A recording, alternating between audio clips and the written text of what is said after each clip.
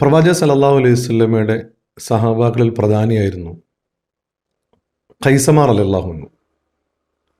ചെറുപ്പത്തിലെ ഭാര്യ നഷ്ടപ്പെട്ട ഖൈസമാർ റളിയല്ലാഹു അൻഹു അദ്ദേഹത്തിൻ്റെ പ്രിയപ്പെട്ട മകൻ സഅദ് ബിൻ ഖൈസമയുമായി മദീനയിലേക്ക് ഹിജർ ചെയ്യും.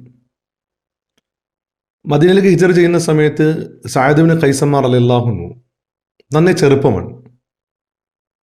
പ്രവാചകൻ സല്ലല്ലാഹു അലൈഹി വസല്ലമയുടെ ശിക്ഷണത്തിൽ ഖൈസമാർ റളിയല്ലാഹുവിൻ്റെ കൂടെ വളർന്ന സഅദ് ബിൻ ഖൈസമാർ റളിയല്ലാഹു അൻഹു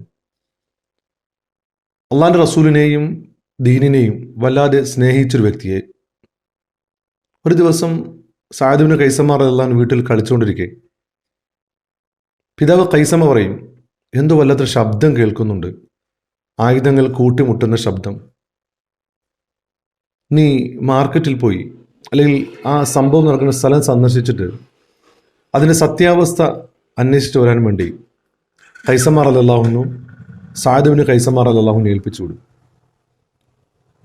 പോയി പൊടുന്നനെ മടങ്ങി വന്ന സഅദ് ബിൻ ഖൈസമാർ റളിയല്ലാഹു അൻഹു വീടിൻ്റെ ഉള്ളിൽ പിതാവ് സൂക്ഷിച്ചു വെച്ചിരുന്ന വാളും പരിചയം കയ്യിലേക്ക് എടുക്കും. സഅദ് ബിൻ ഖൈസമാർ റളിയല്ലാഹു അൻഹു പുറത്തേക്ക് ഇറങ്ങുമ്പോൾ ഖൈസമാർ റളിയല്ലാഹു അൻഹു ചോദിക്കും, അല്ല നീ എങ്ങോട്ടാണ് ഈ ഓടുന്നത്? മകൻ സഅദ് ബിൻ ഖൈസമാർ റളിയല്ലാഹു അൻഹു പിതാവിനോട് പറയും, ഉപ്പ, മദീനയിൽ ബദർ യുദ്ധത്തിനുള്ള തയ്യാറെടുപ്പുകൾ നടക്കുന്നു, ഞാൻ യുദ്ധത്തിനെ പുറപ്പെടുകയാണ്. ഖൈസമാർ റളിയല്ലാഹു അൻഹു പറയും, മകനെ, നീ നന്നേ ചെറുപ്പമാണ്, എനിക്ക് നീയല്ലാതെ വേറെ ആരുമില്ല, നീ യുദ്ധത്തിന് പോയി കഴിഞ്ഞാൽ എനിക്കാരാണ് കൂട്ടുള്ളത് എന്ന് ചോദിക്കുമ്പോൾ സഅദ് ബിൻ ഖൈസമാർ റളിയല്ലാഹു അൻഹു പിതാവിനോട് ചോദിക്കുന്ന ചോദ്യമുണ്ട്.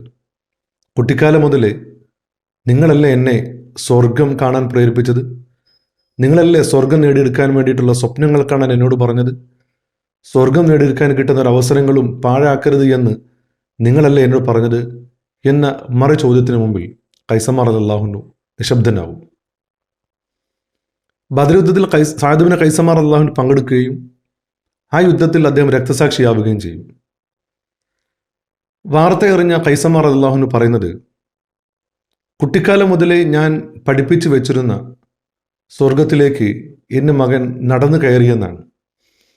നമ്മൾ പലപ്പോഴും നമ്മുടെ മക്കൾക്ക് പലതരത്തിലുള്ള കഥകൾ പറഞ്ഞു കൊടുക്കാറുണ്ട്, ജീവിത അനുഭവങ്ങൾ നമ്മൾ പറഞ്ഞു കൊടുക്കാറുണ്ട്. പറയുന്ന ഓരോ കഥകളുടെയും പിന്നിൽ ജീവൻ ഉണ്ടാവണം, മാത്രവുമല്ല അത്തരത്തിലുള്ള വ്യക്തിയെ വളർന്നു വരാൻ വേണ്ടി നമ്മൾ ആഗ്രഹിക്കുകയും വേണം. അള്ളാഹു നമ്മളെല്ലാം അനുഗ്രഹിക്കുമാറാവട്ടെ.